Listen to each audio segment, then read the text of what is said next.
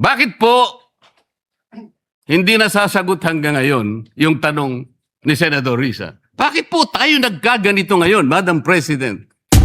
Kasi po matagal ko nang sinasabi, 9 na buwan na po ang nakararaan, ngunit ayaw nating ituloy ang pag-iimbestiga sa flood control scandal.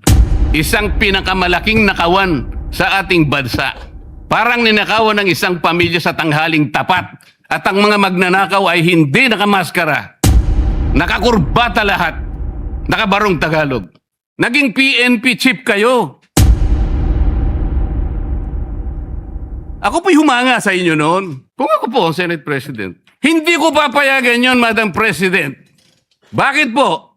Respeto na lang sa premises ng institusyon na ito. Oh, gawin niyo ang gusto niyong gawin.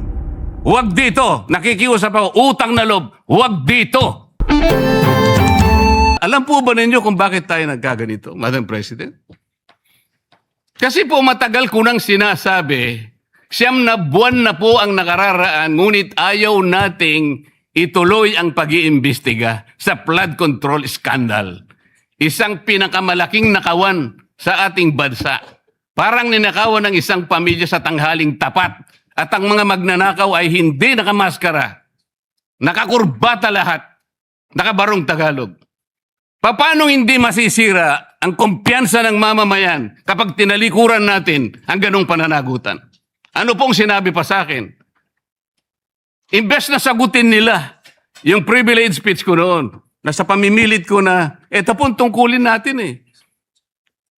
Naging PNP chief kayo. Ako po'y humanga sa inyo noon. Hindi ko na ikukwento yung lahat ng ito. Bakit ngayon? Bakit hindi natin gawin lahat yon? Alang-alang sa interes ng bayan. Kaya po tayo sumadsad ngayon dahil yung pananagutan na yun, pinipilit po nating pigilin. Ang dami po nating pinagtatakpan. Tumayo siya, imbes na sagutin niya ang aking sinasabi. Ano po sinabi niya?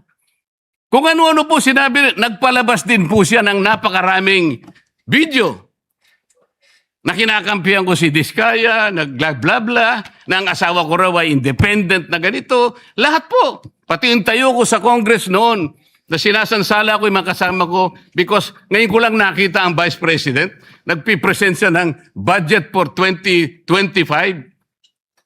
Inaaglahi siya sa budget 2022 and 2023. Yung mga ganun po.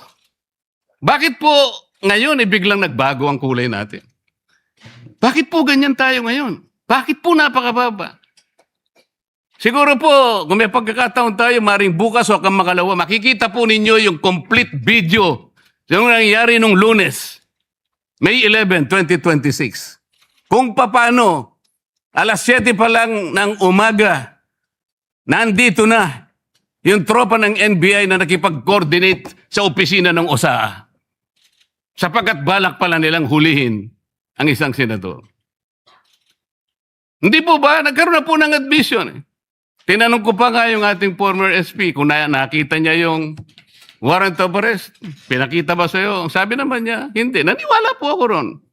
Ngunit bakit sinabi niya, kung mag-coordinate kayo sa USAA.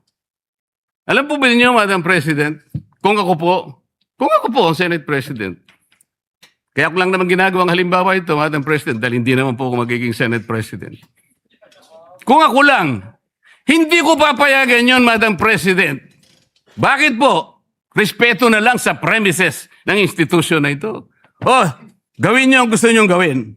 Huwag dito. Nakikiusap ako. Utang na loob. Huwag dito. I will do that. Pero ano po nangyari? And the rest is history.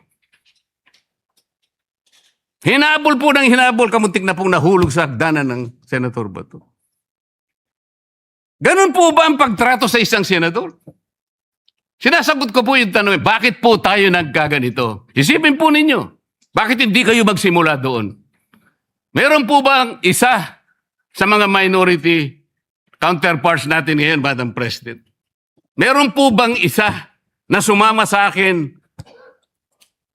nung ako'y nagsasalita na parang si John the Baptist, ako na lang ang isang nagsasalita. Ituloy natin ang investigasyon. Meron po ba silang lakas ng loob na samahan ako? Madam President? Wala po. Yan ang ating Bravo Balita. Salamat sa panonood. Follow at subscribe at like na po kayo sa aming Facebook, YouTube at TikTok channel.